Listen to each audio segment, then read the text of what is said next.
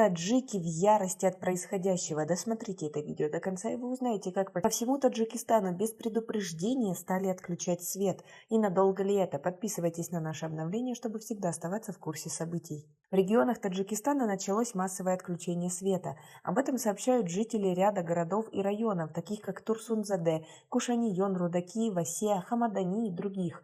Электричество отключают в дневное время суток с 8 часов утра и до 17 или 18 часов вечера. О введении ограничений энергетики не говорят. В Барки Тачик сообщают, что локальное отключение электричества в стране связано с проведением плановых профилактических работ, необходимых для подготовки линий электропередачи, подстанций разных мощностей к зимнему периоду. Об этом же говорят сотрудники местных энергослужб. Они уверяют население, что это временная мера. Между тем, подготовиться к зиме, например, мэр столицы Рустам Эмомали указал еще в мае этого года. В прошлом году в осенний период также были отключения света в регионах страны.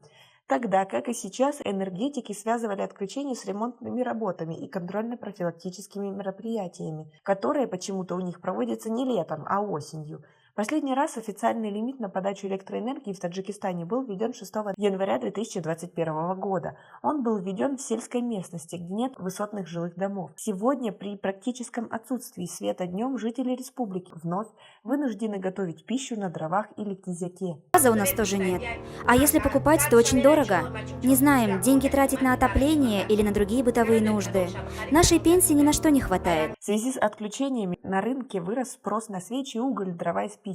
Пока цены на них не повысились, но чувствуется нехватка этих товаров. Как вы думаете, это действительно ремонт или это вводится такой же лимит, как был и в прошлом году? Свои ответы напишите нам, пожалуйста, в комментарии. В компании Барки Тачик прокомментировали слухи о введении негласного энерголимита. Энергохолдинги заявили, что отключение электроэнергии в определенные часы проводится с целью подготовки к зимнему сезону, и переживать нечего. Сотрудники энергосетей ведут профилактические работы на станциях и подстанциях, в частности, в части районов Таджикистана. Отключение света не является введением энерголимита.